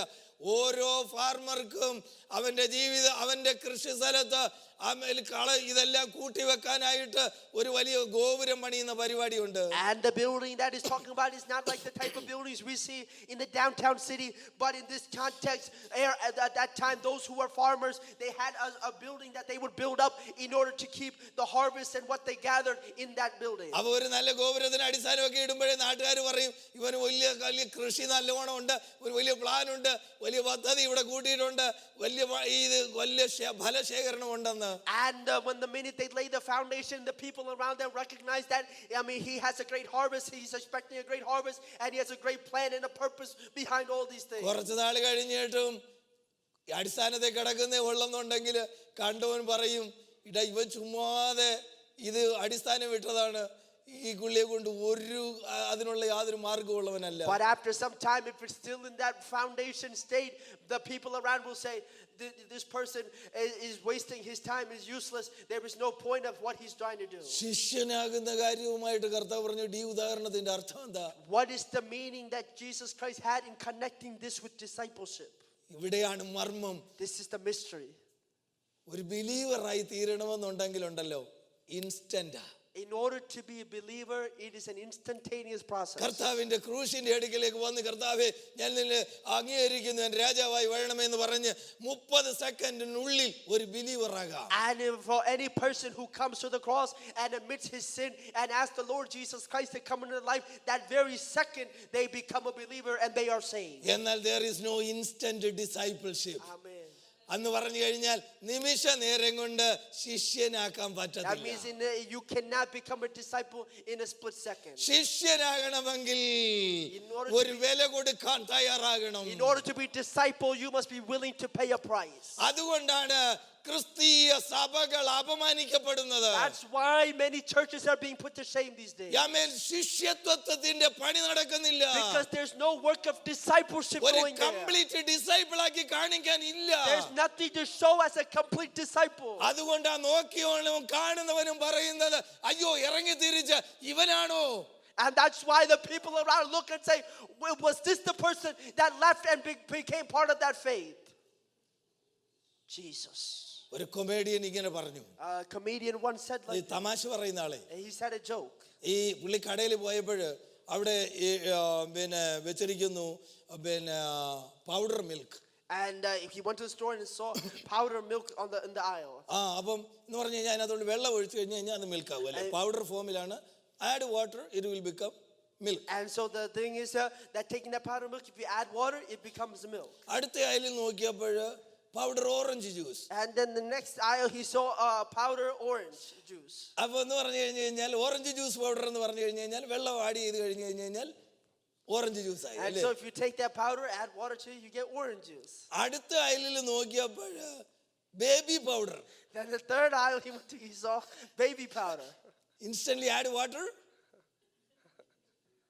we get baby, right? And so his logic was like the other two, you add water and you instantly get a baby. ഈ തമാശയിൽ കൂടെ ഒരു കാര്യം മനസ്സിലായത്, And through this joke we can understand one thing. ഇതുപോലെയാണ് ഒരു വിശ്വാസി ഇങ്ങോട്ട് വന്നിട്ട് ഇത് പറഞ്ഞു കുറച്ച് ബാപ്റ്റിസം വെള്ളം അങ്ങോട്ട് ഒഴിച്ചു, ഓൾ ഓഫ് എ സഡൻ നമുക്ക് ആരുണ്ടായി? Jesus. Oh Jesus. Instant disciple ഉണ്ടാകാനുള്ള പരിപാടി ഇത് അങ്ങനെ ഇൻസ്റ്റന്റ് ആയിട്ട് ഉണ്ടാകുന്ന സംഗതിയല്ല. And all in the same manner, we have a logic that we take a person, pour some water like a baptism water, and all of a sudden they will become an instant disciple of Jesus Christ. But that's not the process, and that's not the way it works. Complete ചെയ്യപ്പെടാത്ത ടവറിനെ നോക്കി അനേകർ പുച്ഛിക്കുന്നത് പോലെ disciple ആകുവാനായിട്ട് ഇറങ്ങി തിരിച്ച് അനേകതും ഡിസൈപ്പിളായി തീരാത്തത് കൊണ്ട് ആ unfinished ഡിസൈപ്പിൾസിനെ നോക്കിക്കൊണ്ട് ആമേൻ ലോകം പുച്ഛിക്കുകയാണ്. അത് നമ്മളാണ്, അത് ഞാനാണ്, ഉത്തരവാദിത്വം ഏറ്റെടുത്തേ മതിയാകും. And like an unfinished building that stands there and others mock and ridicule, there are many unfinished disciples, many people who have not completed that work amongst us, and the world is looking at us and ridiculing us. കർത്താവ് രണ്ടാമത് ഉദാഹരണം പറഞ്ഞു. Then the Lord Jesus Christ presented a second example. ഒരു രാജാവ് വേറെ രാജാവിന്റെ അടുക്ക് യുദ്ധത്തിന് പോകുമ്പോൾ 20,000 കൊണ്ട് വരുന്നവന്റെ അടുക്ക് 10,000 കൊണ്ട് പോകത്തില്ലെന്നാണ്. And he said if a king is going to war against another king, if the one king has 20,000 people, he will not go to war with just 10,000. എന്താ ശിഷ്യത്വമായിട്ട് ഇതിന്റെ അർത്ഥം? What is the meaning of that in terms of disciples? Enemy ആരാണെന്ന് മനസ്സിലാക്കി അതിനനുസരിച്ച് യുദ്ധക്കളത്തിലേക്ക് ഇറങ്ങുന്നവനാണ് ശിഷ്യൻ. Amen. The disciple is the one who understands who the enemy is and goes out there for war against him. ഇതിനു പകരം Instead of doing this, enemy ആരാണെന്ന് മനസ്സിലാകാതെ instead of understanding who the enemy is, ഇതിനകത്ത് അങ്ങോട്ട് ഇറങ്ങി 20,000 കൊണ്ട് വരുന്നവന്റെ വായിൽ പോയി കയറിയിട്ട് പരാജയപ്പെടുന്നത് ശിഷ്യത്വമല്ല എന്നാണ് കർത്താവ് പഠിപ്പിച്ചത്. Lord Jesus Christ is teaching them that just going out there and failing in front of the enemy is not discipleship. നമ്മുടെ എനിമി ആരാണ്? We must know who our enemy is. സാത്താൻ അവന്റെ സൈന്യ ശക്തിയുമായി കടന്നു വരുമ്പോൾ അവനെ എതിരേൽക്കുവാനായിട്ട് പോകേണ്ടുന്ന ആരാണെന്ന് അറിയാമോ? സാക്ഷാൽ ശിഷ്യൻ അതിന് തയ്യാറെടുപ്പുള്ളവനായിരിക്കണം. And when Satan and his troops come against us for battle, the one who goes out against him for war, he is the disciple. ആമേൻ. കർത്താവിന്റെ രാജ്യത്തിന് For the kingdom of God. യോദ്ധാക്കളെ ആവശ്യമുണ്ട്. Oh, God needs warriors. സോൾജിയേഴ്സിനെ ആവശ്യമുണ്ട്. He needs soldiers for that. അത് ശിഷ്യന്മാരെയാണ് അതിനു വേണ്ടി എടുക്കുന്നത്. And he recruits disciples for that. ബിലീവേഴ്സിനെ അല്ല. Not believers. കാരണം അവര് ഭയപ്പെട്ടു പോകും. Because they will run away fearful. അവര് കോംപ്രമൈസ് They ചെയ്യും. will compromise. അവർക്ക് ധൈര്യമില്ല. They have no courage. Our They will run ഓടിപ്പോകുന്നവരാണ്. away from that. എന്നാൽ ശിഷ്യന്മാരാണെങ്കിലോ But if you are disciples, അവർ വില കൊടുക്കാൻ തയ്യാറാണ്. they are willing to pay a our price. കർത്താവിന് വേണ്ടി എന്തും ചെയ്യും. They are willing to do anything for the our Lord. യുദ്ധക്കളത്തിൽ പിന്മാറുകയില്ല. They will not run away from the our battlefield. ചങ്കും ചോരയും കൊടുക്കാൻ They are willing തയ്യാറാണ്. to give their flesh and blood for that. അവരെയാണ് ആവശ്യം. That's who God needs. ഞാൻ ഒന്നുകൂടെ ചോദിക്കട്ടെ. Let me ask you one more time. സാത്താന്റെ രാജ്യത്തിന് നമ്മളെ കൊണ്ട് എന്തെങ്കിലും കേടുണ്ടായിട്ടുണ്ടോ? Has there been any damage to the kingdom of the enemy through us? അതോ സാത്താൻ എല്ലാ ആഴ്ചയും വന്ന് നമ്മളെ ആവശ്യത്തിന് ഇടപാട് വരുത്തിയിട്ട് പോകുമ്പോൾ നമ്മൾ പറയാം ഈ ആഴ്ചയും പോരാട്ടമായിരുന്നു എന്ന് പറയുന്ന അടിക്കടി നമ്മൾ ഇങ്ങോട്ട് അറ്റാക്ക് മാത്രം മേടിക്കുന്നവരാണോ? Or are we people who just constantly receive attacks from the enemy and just become weak and tired in that situation? പരിശുദ്ധാത്മാവ് എന്നോട് പടപെട്ടത് ഞാൻ പറയാം. Let me tell you what the Spirit of God dealt with me. മകനെ, നിന്നെ കൊണ്ട് സാത്താന്റെ രാജ്യത്തിന് കേടുവരണം. He said, son, through you, the kingdom of the enemy has to have feel destroyed. സാത്താനെ നമ്മൾ ഭയക്കുകയല്ല, നമ്മളെ കൊണ്ട് സാത്താൻ ഒരു ഭയം ഉണ്ടാകണം. And not that we should not be fearful of the enemy, but rather the enemy should be fearful of us. പക്ഷെ നമ്മുടെ പലപ്പോഴും എങ്ങനെയാണെന്നറിയാമോ? But you know how oftentimes we ഞാനൊരു ചെറിയ സ്റ്റോറി വായിച്ചും കൂടെ പറയാം. I'll give you share a story that I ഒരു read. കടയില് ഒരു ബോർഡ് എഴുതി വെച്ചിരിക്കുന്നു, dangerous beware of dog. And a person went to the store and they saw outside the store a sign that says dangerous beware of dog. അപ്പൊ ഈ കടയിൽ കയറി ചെന്ന ഒരാൾ അവിടെ എല്ലാം നോക്കി. And so the person entered into the store and looked around. അപ്പൊ ഒരു വഴിയില് ഒരു ഒത്തിരിയും പ്രായമുള്ള എഴുന്നേക്കാനൊന്നും വയ്യാത്ത ഒരു തളർന്ന് ക്ഷീണിച്ച് കിടക്കുന്ന ഒരു പട്ടി അവിടെ കിടക്കുന്നു. And when he went in the store, he found in the corner an old dog who can barely have the energy to stand up, just lying there in the floor in the corner. അപ്പൊ ഈ കയറി ചെന്ന ആളുടെ curiosity കൊണ്ട് അദ്ദേഹം ചോദിച്ചു, ഈ പട്ടിയെ കണ്ടിട്ട് വലിയ ഡേഞ്ചറസ് ഒന്നും ആണെന്ന് തോന്നില്ലല്ലോ, പിന്നെ എന്തിനാ ഈ ബോർഡ് വെച്ചേക്കുന്നത്? And so the person asked the store owner, looking at this dog, he doesn't seem very dangerous. Why do you have a board outside that says beware of dangerous, beware of dog? Owner പറഞ്ഞു, ഞാൻ വെച്ചിരിക്കുന്നതിന് കാരണം എനിക്കറിയാം അത് dangerous തന്നെയാണ്. കാരണം ഇവിടെ വന്ന് ഒരുപാട് പേര് അതിനെ ട്രിപ്പ് ചെയ്ത് തട്ടി മറിഞ്ഞ് വീണ് അപകടം ഉണ്ടായിട്ടുണ്ട്. And the owner said, I put that sign out there because many people come in the store and trip over this dog. That's why I put out that there's a danger. നമ്മളെ കൊണ്ട് സാത്താന്റെ രാജ്യത്തിന് പലപ്പോഴും ഉള്ള അപകടം ഇതാ. And this is the same way that we are oftentimes viewed in terms of the kingdom of the enemy. നമ്മുടെ വലിയ ഡേഞ്ചർ ബോർഡ് എന്താണെന്ന് അറിയാമോ? പലപ്പോഴും നമ്മളെ ഒന്ന് ട്രിപ്പ് ചെയ്ത് വീഴുന്ന അപകടമേ ഉള്ളെങ്കിൽ പിന്നെ എന്തോ അപകടമാ. And we may have a big sign or a big thing that says that we are bringing great danger to the kingdom of the enemy, but most of the time the enemy is just tripping over us. There's not really doing much damage. സഹോദര സഹോദരി, Oh brother and sister, ഞാൻ നിങ്ങളോട് ആത്മാർത്ഥമായ ഒരു കാര്യം I'm പറയാം. asking you very sincerely. ഞാനും നിങ്ങളും നമ്മുടെ വീട്ടിൽ മുട്ടുകുത്തുമ്പോൾ സാത്താൻ ഒരു അല്പം ഭയം ഉണ്ടാകണം. Oh, when we bow our knees in our house, is the enemy being trembled with fear? ഞാനും നിങ്ങളും ഒരു വീട്ടിലേക്ക് ഒന്ന് Oh, പ്രാർത്ഥിക്കാൻ hallelujah. പോകുകയാണെന്ന് കണ്ടാൽ അവനൊരു ഭയം ഉണ്ടാകണം. Oh, when we enter into a house, the enemy must become fearful. Amen. Hallelujah. ഞാൻ ആ വീട്ടിൽ പോയി അവർക്ക് വേണ്ടി പ്രാർത്ഥിച്ച് ആത്മാവിൽ എന്നെ ശാസിച്ച് എന്നെ ഒതുക്കാനുള്ളതായ ആത്മബലം ആ മനുഷ്യനിൽ ഉണ്ട് എന്നൊരു ഭയം ഉണ്ടാകണം. The enemy must have a fear, recognizing that the person coming has the power to rebuke me and to take me out of this person's life. ദൈവത്തെ അറിയാത്ത ഒരുത്തന്റെ വീട്ടിലേക്ക് നമ്മൾ പോയാൽ When we go to a person who doesn't know the Lord സാത്താൻ Jesus, നമ്മളെ കുറിച്ച് ഒരു ഭയം ഉണ്ടാകണം. the enemy must have a fear about us. ഏതെങ്കിലും കാരണവശാൽ ഇവനെ ദൈവരാജ്യത്തിലേക്ക് അടക്കാൻ സാധ്യതയുണ്ട്. Oh, the enemy must recognize that this person has the possibility to take him to the kingdom of God. എന്ത് ഭയമാ എന്നെ കുറിച്ച് പിശാചിനുള്ളത്? ഉള്ളത്? What fear does the enemy have concerning കർത്താവ് you? അതാ പറഞ്ഞത്, നിന്റെ എതിരെ വരുന്ന എനിമിയെ കുറിച്ച് നിനക്ക് നല്ല ബോധ്യമുണ്ടാകണം. അവന്റെ മുമ്പിൽ പരാജയപ്പെടാത്ത ഒരാളാണ് എൻ്റെ ശിഷ്യൻ.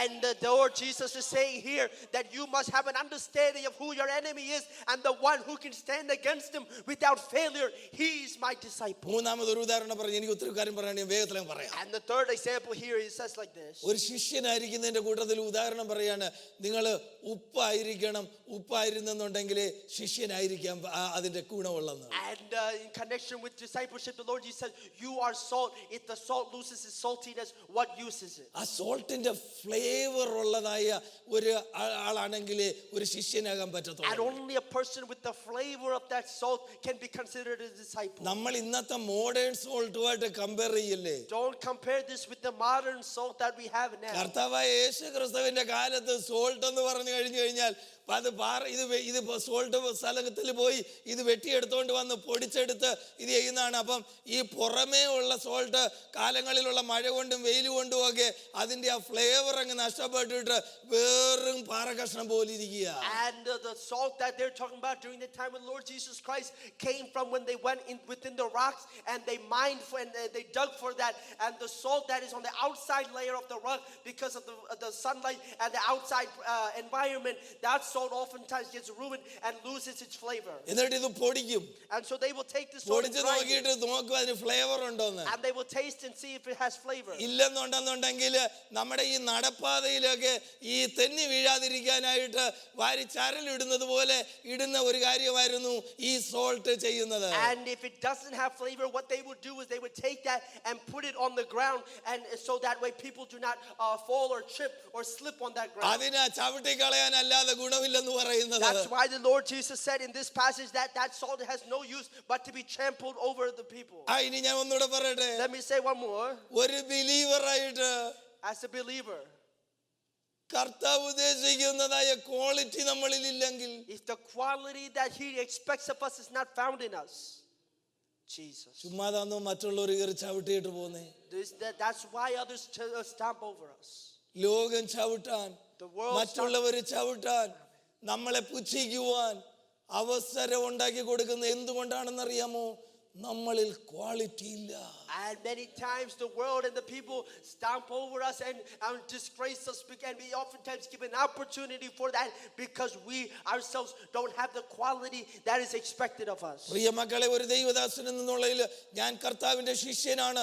അതിന്റെ ഫ്ലേവർ എന്നിൽ ഉണ്ടെങ്കിൽ ഞാൻ ആരുടെയും പുറകെ നടക്കണ്ട, മിനിസ്ട്രി എന്റെ പുറകെ വരും. അതാണ് ദൈവം എന്നെ കുറിച്ച് ആഗ്രഹിക്കുന്നത്. And as a servant of God, if I am truly a disciple of the Lord Jesus Christ, I don't need to go after anyone else. The ministry will come towards me. ആമേൻ. നമ്മളൊരു salt ആണെങ്കിൽ അതിന്റെ flavour ഉണ്ടെങ്കിൽ ആളുകൾ നമ്മളെ തേടി വരും, നമ്മൾ അവരെ തേടി പോകുന്നതിനേക്കാൾ. And if we are truly the salt with flavor, we will not go after anyone, but rather they will come after us. ഞാൻ ഇത്രയും പറഞ്ഞതിന്റെ സാരം എന്താണ്? Why am I saying all this? ഇന്ന് പകൽ ഇവിടെ നിന്ന് മടങ്ങി പോകുമ്പോൾ This morning when you leave from നമ്മളോടൊരു this place, ചോദ്യം ചോദിക്കണം. we must ask ourselves a question. ആമേൻ. ഞാൻ ആരാണ്? Who am I? ഞാനൊരു വിശ്വാസിയാണോ? Am I just a believer? എനിക്ക് ഇവിടെ വരാൻ പറ്റും. I can come here. ഇവിടെ വന്നിരുന്ന പാട്ടും പ്രാർത്ഥനയെല്ലാം കേൾക്കാം. I can partake in the prayers and so. ഒത്ത അടുത്ത ഞായറാഴ്ച വീണ്ടും വരാം. And then I can come again next week. പിന്നെ അതിന്റെ അടുത്ത ഞായറാഴ്ചയും വരാം. And then I can come the week after 7 that. ദിവസങ്ങളിലും വരാം. I can come in the weekday ഞാനൊരു meeting. കൺസ്യൂമർ ബിലീവറാണ്. I am a consumer എന്നെ believer. കൊണ്ട് കർത്താവിന്റെ രാജ്യത്തിന് ഒരു പ്രയോജനവും ഇല്ല. There is no use of me for the kingdom of God. ആമേൻ. ഞാൻ ഇന്ന് കർത്താവിന് വേണ്ടി കൊടുക്കുന്നെന്ന് പറയുന്നല്ലോ, And I say I give to the Lord. അതൊന്നുമില്ല. That's nothing. ആമേൻ. ഞാൻ എനിക്ക് ഇവിടുത്തെ കാര്യം എനിക്കറിയില്ല, ഞാനത് നോക്കാറില്ലാത്തതുകൊണ്ട് എനിക്ക് കൃത്യമായിട്ട് അറിയത്തില്ല. പക്ഷേ അനേക മലയാളി സഭകളിലും ദശാംശം പോലും കൊടുക്കാത്ത ആമേൻ ദൈവമക്കള് അവർ സ്വർഗത്തിൽ പോകുമെന്ന് പറഞ്ഞിരിക്കുക. And I don't know how it is in this church, but I know in other Malayali churches there are people who don't even give the tithe and are expecting that God will take them to heaven. ഇത് ഓൺലൈനിൽ ഇടുമ്പോൾ ഏതെങ്കിലും എന്നെ ഇത് ചെയ്യാതിരിക്കാൻ, tithe കൊടുത്തില്ലെങ്കിൽ സ്വർഗത്തിൽ പോകത്തില്ലെന്ന് ഡെലിവറിലുള്ള ഒരു പാസ്റ്റർ പറഞ്ഞു എന്ന് പറയരുത്. And if anyone is listening to me online, don't say that a pastor from Delaware said that you won't go to heaven if you don't give tithe. ഞാൻ സിംറ്റത്തിന്റെ കാര്യമാണ് പറഞ്ഞത്. I am talking about a symptom that is presented ഒരു there. ശിഷ്യനാണെങ്കിൽ, ഒരു കർത്താവുമായിട്ട് ഒരു ബന്ധമുള്ളവരാണെങ്കിൽ Yes. കർത്താവിന് വേണ്ടി കൊടുക്കുന്നില്ല എങ്കിൽ കർത്താവുമായി ബന്ധമില്ല എന്നറിയാം. ബന്ധമില്ല എങ്കിൽ സ്വർഗത്തിൽ പോകത്തില്ലെന്നേ ഞാൻ പറഞ്ഞുള്ളൂ. All I am saying is, if he is truly a disciple of Jesus Christ, he will be willing to give to the Lord. If he is not giving, he does not have that relationship, and if he does not have that relationship, that person will not go to heaven. I personally don't care. എനിക്ക് നിങ്ങൾ കൊടുത്താലും കൊടുത്തില്ലെങ്കിലും ഒന്നുമില്ല. കാരണം ഞാൻ അങ്ങനെയുള്ള ഒരാളല്ല. അതിനുവേണ്ടി പറയാറുമില്ല. എനിക്ക് ഒരേ ഒരു ആഗ്രഹമേ ഉള്ളൂ. ഇവിടെ ദൈവത്തിന്റെ മക്കളായിട്ട് ദൈവസഭയുടെ അംഗങ്ങളാണെങ്കിൽ നമ്മളൊരു ശിഷ്യരായി തീർന്നേ And മതിയാകൂ. I personally don't care about these things, whether you give or not give, but as a pastor, I desire that every person here be a disciple of the Lord Jesus Christ. കർത്താവിന്റെ രാജ്യത്തിന് പ്രയോജനം വേണം. You must be useful for the kingdom of God. നമ്മൾ ശിഷ്യര് ഒരു ബുദ്ധന്റെ ശിഷ്യനാണ്, അല്ലെങ്കിൽ സായിബാബയുടെ ശിഷ്യനാണ്, അല്ലെങ്കിൽ അമൃതാനന്ദമയുടെ ശിഷ്യനാണെന്ന് പറഞ്ഞു കഴിഞ്ഞാൽ അവരെ ഒന്ന് നോക്കിയിട്ട് നമ്മളൊന്ന് പഠിക്കൂ. And we look at the disciples for other people and other religions. We can learn some things from them. അവരുടെ ഗുരുവിനെ പോലെ ആയിത്തീരണമെന്നാണ് അവരുടെ ആഗ്രഹം. Their desire is that they want to be like their master who they adore. അവരുടെ ഗുരു എന്ന് പറയുന്നു അത് കേൾക്കണം. And they just only listen to what their അതുപോലെ master ജീവിക്കണം. says. They want to live accordingly. അതാണ് priority. That's what their priority is. അതുകൊണ്ട് യേശു ഒരു വലിയ പുരുഷാരത്തെ നോക്കിയിട്ട് പറഞ്ഞു, And so Jesus, looking at the great multitude, നിങ്ങൾ എന്റെ പുറകെ വരുന്നെങ്കിലും he said, even if you are following me, നിങ്ങൾക്ക് എന്റെ ശിഷ്യനാകണമെങ്കിൽ ഈ കാര്യമൊക്കെ ചെയ്യണം. he said, if you want to be my disciple, you must do all ഇല്ല these things. എന്നുണ്ടെങ്കിൽ നിങ്ങൾക്ക് ശിഷ്യരായിരിക്കാൻ കഴിയില്ല. If not, you cannot be my disciple. എത്ര പേരുണ്ടായിരുന്നു പിന്നെ? How many people were left there? അയ്യോ, ഈ വക മെസ്സേജുകൾ പരിശുദ്ധാത്മാവ് മലയാളി പെന്തിക്കോസ്ത് സഭകളിലേക്ക് സംസാരിക്കട്ടെ. Oh, let these kind of messages come out of our Malayali Pentecostal churches. സഭകളിൽ ഒരു വീഡ് ഔട്ട് ഉണ്ടാകട്ടെ. ആമേൻ. ദൈവത്തിന് പ്രയോജനമില്ലാതെ, പ്രയോജനപ്പെടാൻ ആഗ്രഹമില്ലാതെ, ഒരു കമ്മിറ്റ്മെന്റ് ഇല്ലാതെ, ഒരു പ്രയോറിറ്റി ഇല്ലാതെ ദൈവസഭയുടെ ഡെഡ് ബിലീവേഴ്സ് ആയിട്ട് നരകത്തിൽ പോകുന്നതിനേക്കാൾ, വിശ്വാസിയായി പോകുന്നതിനേക്കാൾ കർത്താവിന്റെ രാജ്യത്തിന് മറ്റൊരു ശിഷ്യനെ ഉണ്ടാക്കുവാൻ Jesus. വിളിക്കപ്പെട്ട ശിഷ്യന്മാരായി ദൈവം നമ്മളെ ആക്കട്ടെ.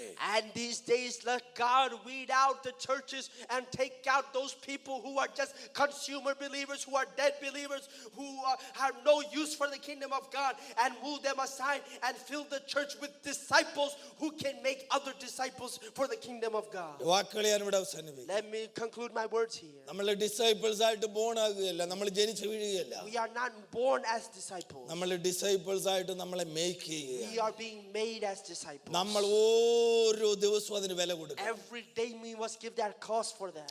ഓരോ ദിവസവും ഞാൻ ഒരു ഡിസൈപ്പിൾ ആണെന്നുള്ള ബോധം എൻ്റെ ജീവിതത്തിൽ വരണം. Every day I must have an understanding and awareness that I am a disciple of Jesus എൻ്റെ Christ. സമയത്തിന്റെ നല്ലൊരു ഭാഗം കർത്താവിന് വേണം. My time is needed for the Lord. എൻ്റെ പണത്തിന്റെ നല്ലൊരു ഭാഗം കർത്താവിന് My വേണം. money is needed for the Lord. എൻ്റെ ആരോഗ്യത്തിന്റെ നല്ലൊരു ഭാഗം My കർത്താവിന് വേണം. health is needed for the Lord. ഞാൻ 5 വർഷമായി 10 വർഷമായി Yes. എന്നെ കൊണ്ട് കർത്താവിന്റെ രാജ്യം ഇതുവരെ വളർന്നിട്ടില്ലെങ്കിൽ ഞാനൊരു ശിഷ്യനല്ല, ഞാനൊരു ബിലീവറാണ്. And for the last 5-10 years, if I'm just now being used to expand the kingdom of God, I am simply a believer. I am not a disciple. വിശ്വസിച്ച് കർത്താവിന്റെ കാൽവറി ക്രൂശിന്റെ അടുക്കലേക്ക് വന്നിട്ട് സ്വർഗീയ അനുഗ്രഹങ്ങൾ കഴിഞ്ഞ ആഴ്ച പറഞ്ഞത് മുഴുവനും പ്രാപിച്ച് അത് മുഴുവനും അനുഭവിച്ചിട്ട് നാം മുന്നോട്ട് പോകുന്നെങ്കിൽ നാം ഒരു ബിലീവറാണ്, നാം ഒരു ഡിസൈപ്പിൾ അല്ല. And if we come to the foot of the cross and simply believe and receive all the spiritual blessings that we heard last week, we move forward in that manner, we are simply believers. We are not disciples. കർത്താവിന്റെ ആലയത്തോട് ഒരു തീവ്രത നമുക്ക് We ഉണ്ടാകട്ടെ. must have a passion and commitment for the church of God. യേശുവിനോട് ഒരു തീവ്രത നമുക്ക് We ഉണ്ടാകട്ടെ. must have a passion and a zealousness കർത്താവിനെ for ഒന്ന് Jesus. പറഞ്ഞു കഴിഞ്ഞാൽ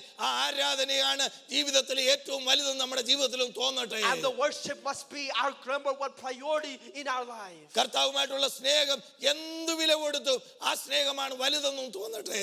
And the love that we have for the Lord, no matter what price we have to pay, let that be our number one priority. എന്ത് വില കൊടുത്തും കർത്താവിന് വേണ്ടി അധ്വാനിക്കും എന്ന് ഒരു തീരുമാനം ഉണ്ടാകട്ടെ. Let us make a decision that no matter how much it costs, I will work for the Lord. എന്റെ കാര്യം കഴിഞ്ഞിട്ട് സമയമുണ്ടെങ്കിൽ കർത്താവിന്റെ എന്നല്ല, കർത്താവിന്റെ കാര്യം കഴിഞ്ഞിട്ട് സമയമുണ്ടെങ്കിൽ എന്റെ കാര്യമെന്ന് നമുക്കൊന്ന് ഫ്ലിപ്പ് ചെയ്യുവാൻ ദൈവം നമ്മളെ സഹായിക്കട്ടെ. And let God help us so that instead of saying that after I'm done with all my things I will be used for God, but rather let us say after I'm done being being used for God, then I will worry about my own thing. പ്രയാസമുള്ള കാര്യമാണ് That's a പ്രിയപ്പെട്ടവരെ. hard thing today. എനിക്കും ബുദ്ധിമുട്ടാണ്. That's a very hard ഈ decision പറയുന്ന today. ഞാനും perfect അല്ല. And as I say this, I am not പക്ഷെ perfect. നമുക്ക് ഒരുമിച്ച് ശ്രമിച്ചേ But മതിയാകൂ. we must try ഇവിടെ together. കർത്താവിന്റെ രാജ്യം The വളരണമെങ്കിൽ, kingdom of God must ഇവിടെ grow 10 here. പേരെ If ശിഷ്യരാക്കണമെങ്കിൽ, we must make ഇവിടെ disciples 10 പേരെ here. കർത്താവിന്റെ രാജ്യത്തിൽ If we കൊണ്ടുവരണമെങ്കിൽ, want to bring others into the kingdom of God. ആമേൻ, ഇവിടെ പ്യൂ മുഴുവനും ഡെഡ് ബിലീവേഴ്സിനെ കൊണ്ട് നിറയുന്നതിനേക്കാൾ തീവ്രവാദികളായ Yes. ആമേൻ 50 ഡിസൈപ്പിൾസിനെ ഉണ്ടാക്കാൻ ദൈവം നമ്മളെ സഹായിക്കട്ടെ. And rather filling up all these pews with dead believers, let God help us and strengthen us to bring disciples into this place. അങ്ങനെയുള്ളവരെ നോക്കുക. God is looking for such people. എത്ര പേര് ഇന്ന് പകൽക്കാലം പറയും? How many people will say that? കഴിഞ്ഞ to 5 വർഷത്തേക്ക് നോക്കിയാൽ, me? Lord, looking in my last 5 കഴിഞ്ഞ years, 10 വർഷത്തേക്ക് looking at നോക്കിയാൽ, the past 10 years, കർത്താവേ ഞാനൊരു ബിലീവർ I ആയിരുന്നു. was simply just a believer. ഞാൻ അങ്ങ് പറഞ്ഞ എല്ലാം വിശ്വസിച്ചു. I believed everything. പക്ഷെ എനിക്ക് പറയാൻ പറ്റത്തില്ല, But Lord, I cannot honestly ഞാൻ say അങ്ങയുടെ ഒരു ശിഷ്യനാണ്. I am your disciple. Oh Jesus, forgive me, Lord. Forgive me, Lord. Forgive me, Lord. എത്ര പേര് പറയും, ഇനി എനിക്കൊരു ആയുസ് ശേഷിക്കുന്നുവെങ്കിൽ Yes. ഞാൻ വളരെ കഠിന പരിശ്രമം ചെയ്ത് ഒരു ശിഷ്യനാകാനുള്ള യാത്രയിലേക്ക് എൻ്റെ ഗുരുവിന്റെ പിന്നാലെ ഞാൻ പോകും. How many people will say, Lord, if you extend my life from this day forward, I will make every effort to be a true disciple of the Lord ഈ Jesus. പ്രസംഗിക്കുന്ന ഞാൻ ഒരു തീരുമാനമെടുത്തു. I as a preacher preaching this message have made a decision. എനിക്ക് അറിയപ്പെടാൻ ആഗ്രഹം എന്താണെന്ന് അറിയാമോ? My desire is this. ഒരു പാസ്റ്റർ എന്നുള്ളതിനേക്കാൾ യേശുവിന്റെ ഒരു ശിഷ്യനാകണം. More than being known as a pastor, I want to be known as a എന്റെ disciple of ഗുരു എന്നിൽ കൂടെ വെളിപ്പെടണം. that must be coming out of me. എന്റെ മാസ്റ്റർ യേശുവാണെന്ന് എന്റെ എല്ലാ ഏരിയയിലും നോക്കി അറിയണം. And looking at every area of my life, people must recognize that Jesus is my master. എന്ത് വില കൊടുത്തു ഞാൻ ആരാധനയ്ക്ക്, Oh, what cost have I paid for the worship? എന്ത് വില കൊടുത്തു ഞാൻ കർത്താവിന്റെ വേല ചെയ്യും. Oh, no matter what price I had to pay, I will do the work of God. എന്റെ ജീവിതത്തിലെ ബന്ധങ്ങൾ, എന്റെ ജീവിതത്തിലെ ഫൈനാൻസ്, എന്റെ ജീവിതത്തിലെ എല്ലാം കർത്താവിന് വേണ്ടി ഒരു പ്രയോറിറ്റി ഞാൻ മാറ്റിവെക്കാൻ പോകുകയാണ്. And in my life, my relationships, my reputation, all that I have from God, God is going to be my number one priority over all these things. എന്റെ വ്യക്തിപരമായ ഒരു കാര്യം മുടങ്ങിയാലും, Even if my own personal thing എന്റെ goes down. വീട്ടിൽ ആമേൻ വളരെ അമൂല്യമായ ചില കാര്യങ്ങൾ മേടിച്ചിടാൻ ഒക്കാതെ വന്നാലും, അതിനപ്പുറത്ത് കർത്താവിന്റെ രാജ്യത്തിന് വേണ്ടി, ഒരു ദൈവസഭയ്ക്ക് വേണ്ടി, ഒരാത്മാവിന്റെ വിടുതലിന് വേണ്ടി കൊടുക്കുവാൻ തയ്യാറാകുന്നവരെ ദൈവം നോക്കുകയാണ്. And even if I have to sacrifice some of the things within my own home, I am willing to pay that in order to receive one other person into the kingdom of God and toward the kingdom of God to expand. 3 കാര്യങ്ങൾ നടക്കുന്നു. 3 things must take place. ഒരാളിനെ നോക്കിക്കൊണ്ട്, Looking at one person. ഒരു disciple അല്ലാത്തവനെ നോക്കി സാത്താൻ സന്തോഷിക്കുന്നു. Oh, looking at him not being a disciple, the enemy is rejoicing. ഒരു disciple അല്ലാത്ത ഒരുത്തനെ നോക്കി ലോകം പുച്ഛിക്കുന്നു. And looking at someone who is not a disciple, the world reproaches them. ഒരു ഡിസൈപ്പിൾ അല്ലാത്ത ഒരാളിനെ നോക്കി സ്വർഗം ദുഃഖിക്കുന്നു. And looking at a person who is not a disciple, God looks down and is grieved. സ്വർഗത്തിലെ സകല ആത്മീയ അനുഗ്രഹങ്ങളാലും നിറച്ചിട്ട് പിതാവായ ദൈവം, കർത്താവായ യേശുക്രിസ്തു, പരിശുദ്ധാത്മാവ് ഓരോ ദിവസവും എന്നെ നോക്കി ദുഃഖിക്കുന്നുവെങ്കിൽ ഞാൻ എത്ര അരിഷ്ട മനുഷ്യനാണ്. Oh, after receiving all the spiritual blessings from above, God the Father, the Son, and the Holy Spirit, be looking down on me and is being grieved. What a wretched person I am. കർത്താവിന്റെ നാമത്തിൽ പ്രവചിച്ചാലും, Even if you prophesy in the name of God, കർത്താവിന്റെ നാമത്തിൽ ഭൂതങ്ങളെ പുറത്താക്കിയാലും, even if you cast out demons in the name of God, കർത്താവിന്റെ നാമത്തിൽ അത്ഭുത പ്രവൃത്തികൾ ചെയ്താലും, even if you do miracles in the name of Jesus, ഒരു ശിഷ്യനായിട്ട് പൂർണ്ണമായും മാറിയില്ല എങ്കിൽ അറിയുന്നില്ല എന്ന് പറയുന്ന ഒരു ദിവസം നമ്മുടെ മുമ്പിലുണ്ട്. if you are not fully committed to be a disciple of the Lord Jesus Christ, there is a day that the Lord will look at you and say, I know you not. അതുകൊണ്ട് ഇത് ഗൗരവമേറിയ കാര്യമാണ്. And so this is a very serious matter. നമ്മൾ ഈ ഭൂമിയിൽ ഇതെല്ലാം ചെയ്തിട്ട് അറിയുന്നില്ല എന്നൊരു ശബ്ദം കേട്ടാൽ നമ്മൾ വളരെ ദുഃഖത്തിലായി പോകും. And if we have living this world, and if we hear that kind of a voice saying, I know you not, what of a situation that is. ഒരു വിശ്വാസിയായി വന്നിട്ട് ഒരു ശിഷ്യത്വത്തിലേക്ക് നടക്കപ്പെടാത്തത് കൊണ്ടാണ് പലരും വഴിയിലിട്ടിട്ട് ഇറങ്ങി പോകുന്നത്. കാരണം അവർ വന്നതിൻ്റെ ഉദ്ദേശം ശരിയായില്ല, അവരുടെ ലക്ഷ്യം ശരിയായില്ല, അവരുടെ കാഴ്ചപ്പാട് ശരിയായില്ല. അതുകൊണ്ട് അമേൻ വഴിയിലിട്ടിട്ട് പോവുകയാണ്. ഇവിടെയുള്ള ഓരോറ്റയാളിന് പോലും അങ്ങനെ വരാതിരിപ്പാൻ നിങ്ങൾ ഒരു ശിഷ്യത്വത്തിലേക്ക് നടക്കുവാൻ ദൈവത്തിന്റെ ആത്മാവിനാൽ ഇന്ന് രാവിലെ ഞാൻ അപേക്ഷിക്കുകയാണ്. And according to the compulsion of the Holy Spirit, I tell you that God's Holy Spirit wants all of us not just to be believers, but to continue forward as disciples and to be used for Him. ഇന്ന് വൈകുന്നേരം ചോദിക്കണം, ഞാനൊരു ശിഷ്യനാണോ? We must ask ourselves, am I a disciple? നാളെ രാവിലെ എഴുന്നേറ്റ് ചോദിക്കണം, ഞാനൊരു ശിഷ്യനാണോ? Tomorrow morning we must wake up and ask ourselves, am I a നാളെ disciple? വൈകുന്നേരം ജോലി കഴിഞ്ഞ് വരുമ്പോൾ ചോദിക്കണം, ഞാൻ കർത്താവിന്റെ ശിഷ്യനായിരുന്നു. After we come back from work tomorrow, we must ask ourselves, am I a ഈ ആഴ്ചയിൽ disciple? ഒരു 50 പ്രാവശ്യം ആ ചോദ്യം നമ്മളോട് ചോദിക്കാം. We must ask ourselves at least 50 times this week, am I a disciple of Jesus? അത് നമ്മളെ ട്രാൻസ്ഫോം ചെയ്യും. That will transform us. അത് നമ്മളെ വ്യത്യാസപ്പെടുത്തും. That will make us a different അത് person. നമ്മളെ പണിയും. That will build us. പരിശുദ്ധാത്മാവ് നമ്മളെ അതിന് സഹായിക്കും. God's Holy Spirit will help us. സ്വർഗത്തിലെ ആത്മീയ അനുഗ്രഹങ്ങൾ നമ്മളെ സഹായിക്കും. The heavenly blessings will help us with. ഞാനൊരു കൺസ്യൂമർ ബിലീവറിൽ നിന്ന് ഞാൻ ഒരു വാരിയർ ആയിട്ടുള്ള ഒരു സോൾജിയർ ഡിസൈപ്പിളായി മാറാൻ പോകുന്നു. And I'm going from being a consumer believer into becoming a warrior disciple for Jesus. ഇനി മുതൽ എന്ത് കിട്ടുമെന്നുള്ളതല്ല, Not what I don't care about what I will receive, എന്റെ കർത്താവിന് വേണ്ടി എന്ത് കൊടുക്കാൻ but കഴിയും, I'm concerned about now what I can give to the Lord. എനിക്ക് എന്ത് കൊടുക്കാൻ What കഴിയും, can I give unto Him? എനിക്ക് എന്ത് ചെയ്യാൻ What കഴിയും, can I do for Him? അതായിരിക്കും എന്റെ ലക്ഷ്യം. That's my goal. എത്ര പേര് അങ്ങനെ ആത്മാവിൽ പ്രാർത്ഥിക്കും? How many people will pray like that എത്ര this പേര് morning? in this ദൈവത്തോട് room? പറയും? How many will say that today? ആമേൻ. ദൈവം നിങ്ങളെ അനുഗ്രഹിക്കും. God will bless you today. ദൈവം നിങ്ങളെ അതിനുവേണ്ടി God സഹായിക്കട്ടെ. will help you for that. ദൈവത്തിന്റെ പരിശുദ്ധാത്മാവ് നിങ്ങൾക്ക് കൃപ തരട്ടെ. That God's Holy Spirit ഈ give you grace for കേൾക്കപ്പെട്ട that. വചനം പരിശുദ്ധാത്മാവ് നിങ്ങളിൽ വളരെ ശക്തിയായി എന്നിലും പ്രവർത്തിക്കട്ടെ. That the word that the Spirit of God spoke today may move great powerfully in our lives.